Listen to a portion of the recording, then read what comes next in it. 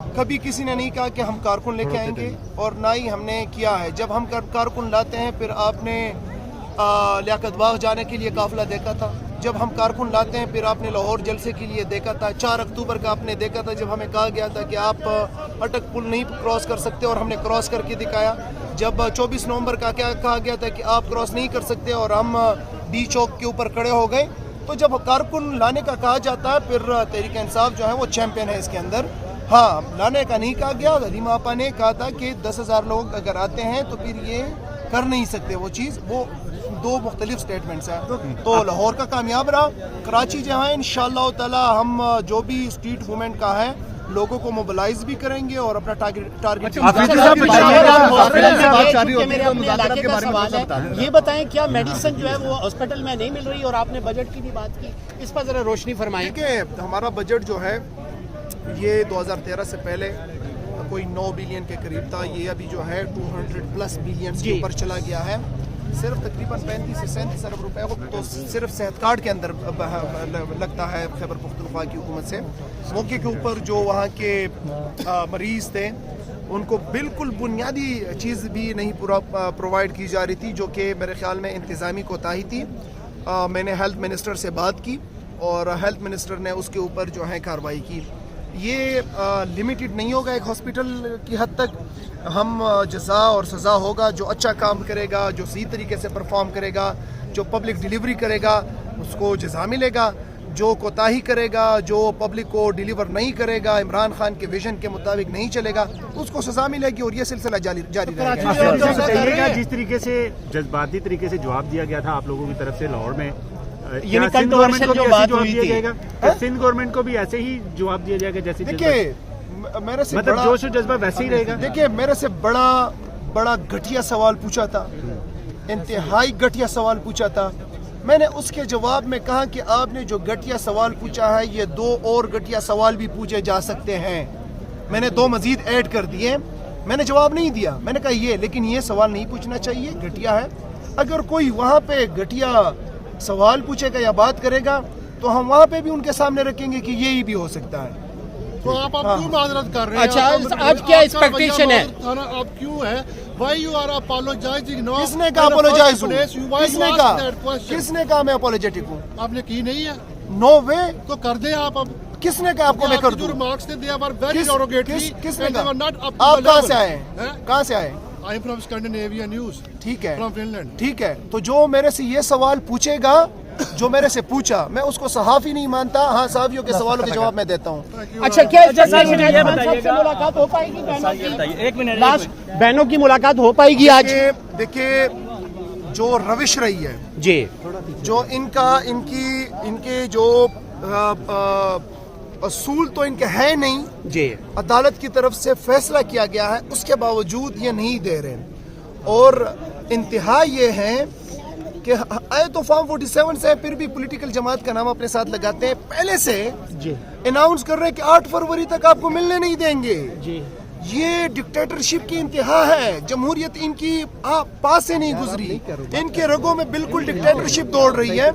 تو یہ ان کو شرم آنی چاہیے. ہاں ہم اپنے طور پہ جب خان صاحب کی بہنیں آئیں گی ہم اظہار یکجہتی کے لیے ان کے ساتھ آئیں گے, بیٹھیں گے اور دنیا کو بھی اور قوم کو بھی ان کا مکروہ اور یہ جو سفاکیت والا چہرہ ہے یہ دکھاتے رہیں گے. بہت شکریہ. یہاں پہ قرآن پڑھتے ہوئے پانی چھوڑا گیا, اس کے بارے میں 2 الفاظ کیا کہیں گے؟ ان کو شرم آنی چاہیے. دیکھیں مشرقی اقدار, اخلاقی اقدار, وہ تو یہ پہلے ہی پاؤں تلے رون چکے ہیں. یہ رہ گیا تھا کہ جو ہماری اسلامی اقدار ہے, قرآن ہم پڑھتے ہیں, اس کے اوپر تو میرے خیال میں دشمن بھی نہیں آتا.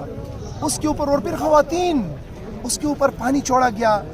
او خدا کے بندو, انسانوں سے نہیں ڈرتے, اللہ سے ڈرو. یہ اللہ کا کلام ہے, اس سے ڈر جاؤ. اور اگر اس کے پکڑ میں آ گئے تو دنیا کی کوئی طاقت تمہیں نہیں بچا سکے گی. یہ یاد رکھنا, دنیا کی کوئی طاقت تمہیں نہیں بچا سکے گی. لہٰذا ڈرو اس ذات سے.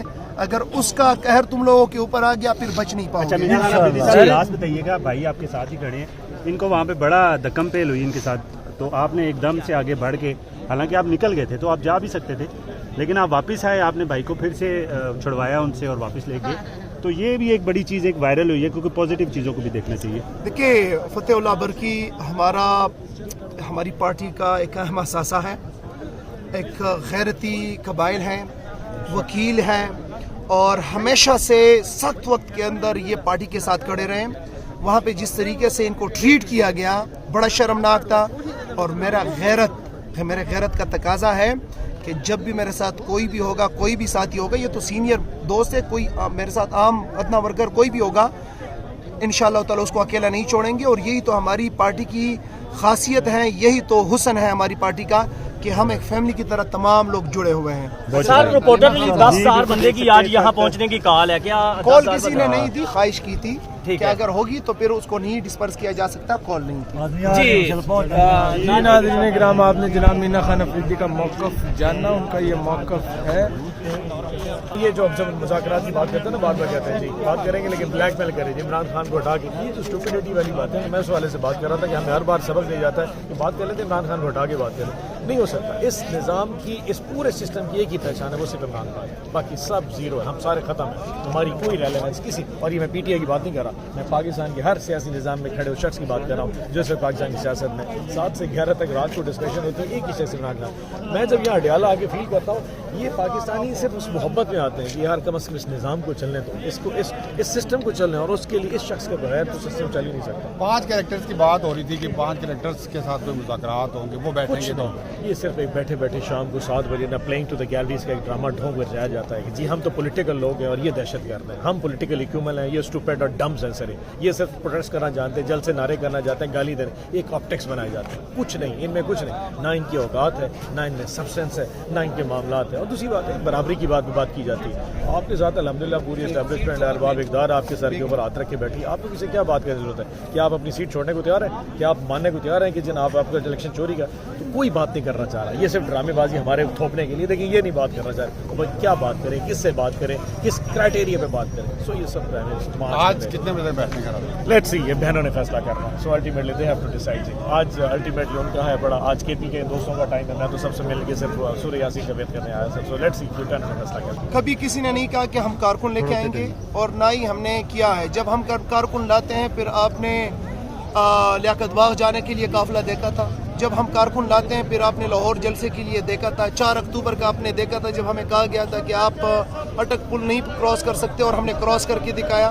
جب 24 نومبر کا کیا کہا گیا تھا کہ آپ کراس نہیں کر سکتے, اور ہم ڈی چوک کے اوپر کھڑے ہو گئے. تو جب کارکن لانے کا کہا جاتا ہے پھر تحریک انصاف جو ہے وہ چیمپئن ہے اس کے اندر.